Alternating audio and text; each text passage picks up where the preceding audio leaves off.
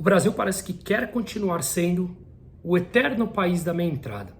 Por que eu estou falando isso? Quando um cinema vende uma parte dos seus assentos a um preço reduzido para uma determinada categoria de pessoa, é claro que ele precisa manter o faturamento total que ele tinha no planejamento para poder manter a empresa em funcionamento. Então é natural que aqueles que não têm direito a comprar a meia entrada acabem pagando por um preço mais alto. Caso contrário, se as empresas não atingem aquele número pré-determinado mínimo para sua existência e, portanto, de margem de lucro, elas acabam fechando e mandando embora o restante do seu pessoal, levando, obviamente, a um desemprego, pelo menos daquela empresa específica, e isso se torna um motor ao longo do tempo dentro das economias. O que acontece é que isso parece se tornar, já há muitos anos, uma medida extremamente populista, uma narrativa fácil de ser vendida, mas que poucas pessoas analisam economicamente o efeito catastrófico que isso tem a médio e longo prazo naquelas economias. E quem acaba pagando por esse preço é sempre a população mais pobre, que parece ser aquela que surfará a onda da vantagem da tal meia entrada. Mas por que esse assunto é relevante nesse momento? Pois bem, já fiz alguns posts explicando o malefício do subsídio e do protecionismo, que é alguma coisa natural, estrutural na economia brasileira e em tantas outras economias que têm governos populistas. O ponto principal aqui disso, que a gente está falando, é o anúncio do Ministério do Desenvolvimento, Indústria e Comércio, que tem como cabeça o também vice-presidente Geraldo Alckmin e o Ministério da Fazenda com o ministro Fernando Haddad,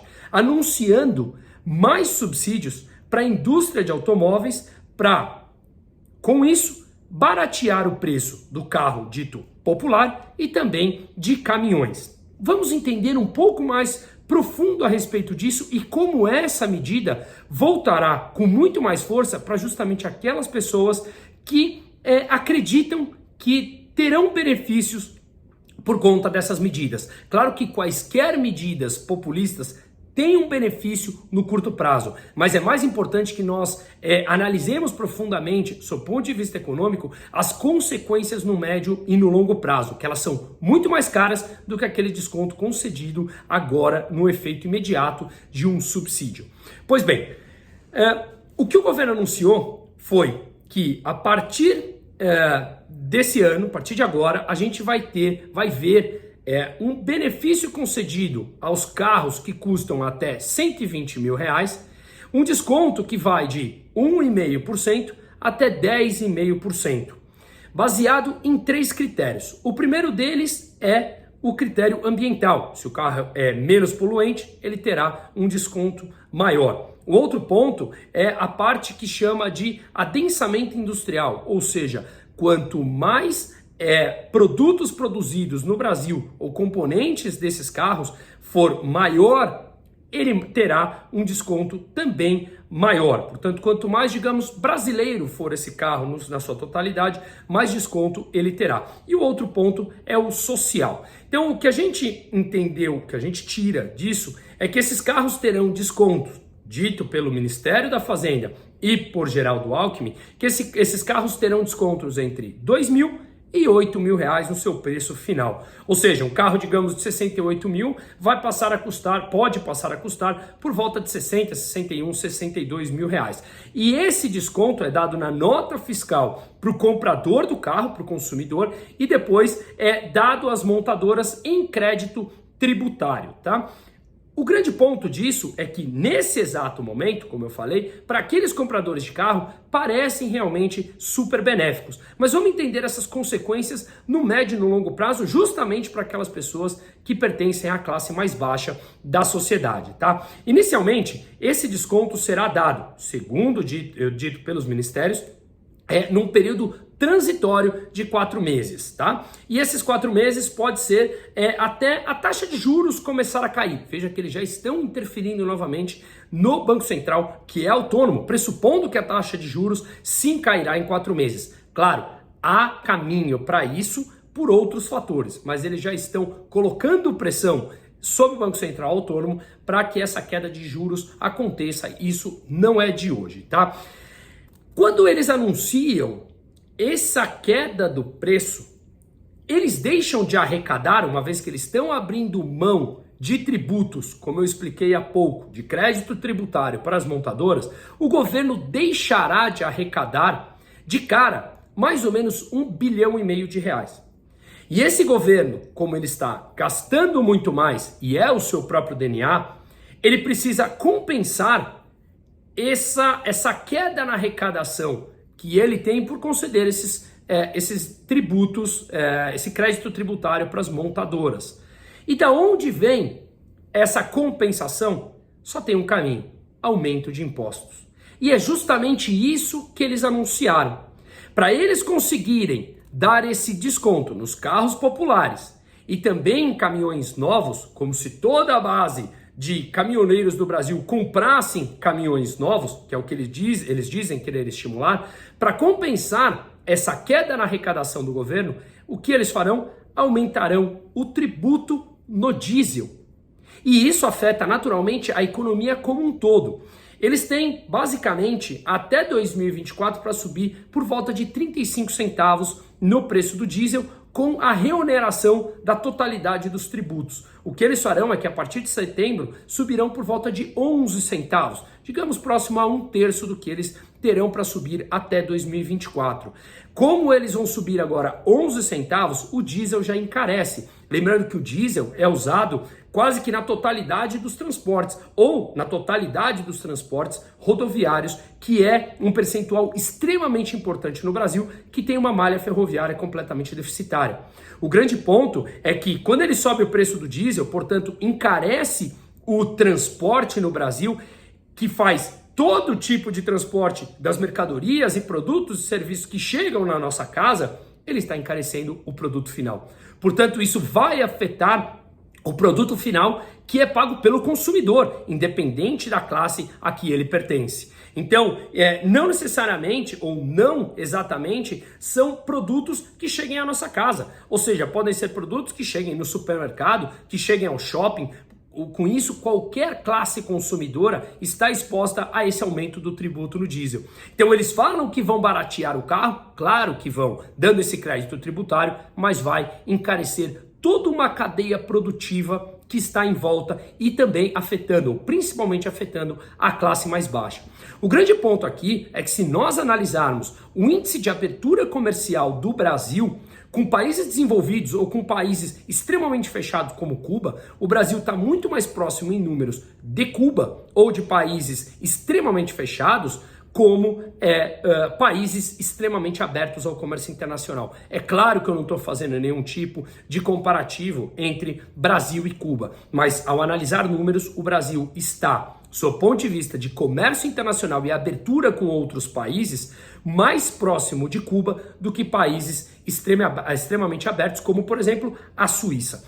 Então, meu ponto aqui é que só há um caminho para a gente conseguir ter uma melhoria da nossa economia no médio e no longo prazo. E isso, inevitavelmente, passa por aumento de produtividade. E aumento de produtividade nunca vem com protecionismo ou subsídio. Quando você protege uma indústria especificamente em detrimento de outras, você está favorecendo ou incentivando a ineficiência daquela indústria.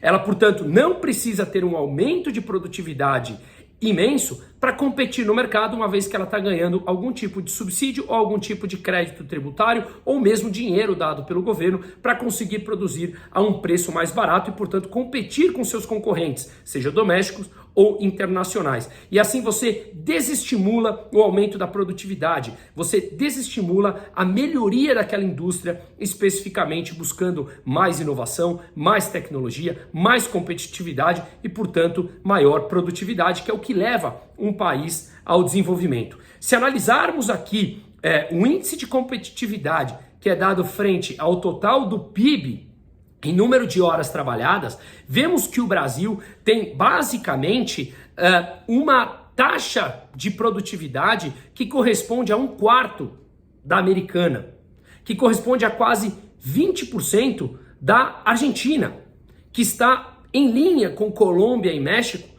mas muito longe de países desenvolvidos. Ou seja, o que um americano faz, nós precisamos de 4 brasileiros para produzir.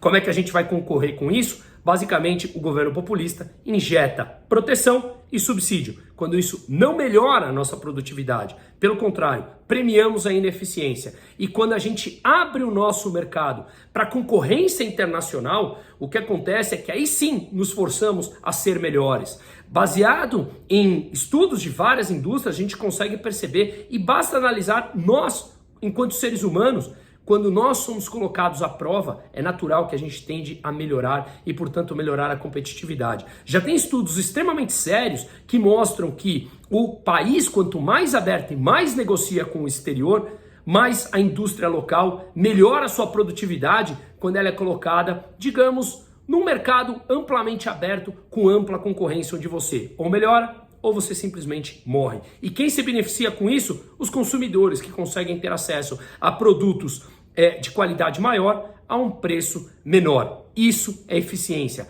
isso é produtividade. E o Brasil, ele não incentiva a produtividade, ele incentiva subsídio e protecionismo em nome de um populismo extremamente barato. Essa medida que foi anunciada há pouco pelo Ministério da Economia e o Ministério do Desenvolvimento, Indústria e Comércio levou, inclusive, a uma queda abrupta na venda de carros novos e carros usados no mês passado, justamente por conta de essa instabilidade ou dessa falta de clareza do que vai acontecer ou como acontecerá essas medidas.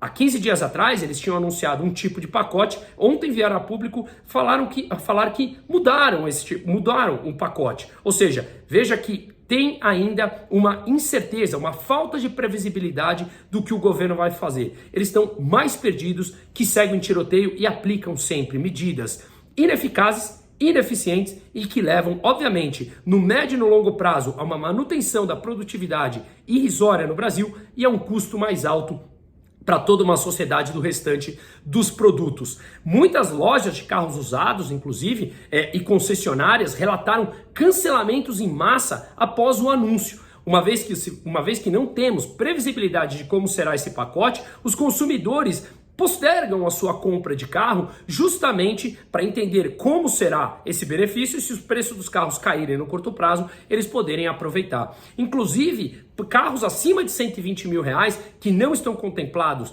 nesse pacote, as concessionárias relatam que estão dando descontos para conseguir vender, uma vez que os pátios estão cheios no Brasil de veículos. Veja que isso causa uma série de distorções no mercado e a gente leva a economia a ficar completamente perdida. Veja, o preço ou os preços numa economia, ele é o mensageiro. Não podemos matar o mensageiro. E o que é o preço? Determinado pela livre oferta e demanda dos consumidores. Quando um órgão centralizador tenta pressupor as vontades que são individuais de cada um de nós consumidores e, portanto, determinar um preço para aquela oferta ou demanda de um produto, a gente mata a economia. O preço, ele é extremamente importante. Ele mostra para o empreendedor se a gente tem que produzir mais ou produzir menos. Se o preço está muito elevado, ele fala para o empreendedor, produza mais, há uma demanda para isso. Se os preços estão extremamente baixos, ele fala, produza menos, não tem demanda para isso, mude. E o que acontece quando o governo interfere e tenta, através de um órgão centralizador, pressupor as vontades individuais de cada um de nós, em 220 milhões de habitantes, o que acontece é uma interferência na economia que leva, obviamente, a uma necessidade de compensação e, nesse caso, a compensação vem justamente por subir o preço do diesel, que encarece todo um transporte no Brasil como um todo e, portanto, o produto, qualquer produto que seja, vai chegar mais caro na ponta final no consumidor, independente se ele é de classe alta, se ele é de classe média ou de classe baixa. Esse país, enquanto privilegiar a economia fechada, o protecionismo de uns em detrimento de outros e a cultura do subsídio usando o dinheiro público para uma determinada classe ter um benefício, quem vai pagar é justamente aquela classe que mais necessita. E ela é justamente a classe que, por pouco conhecimento, aplaude esse tipo de cultura populista que leva e mantém o Brasil numa das economias mais fechadas do mundo e uma economia com baixíssima produtividade. O crescimento não virá dessa forma. A única maneira é a população entender os malefícios e saber que no médio e no longo prazo pagará muito mais caro por isso.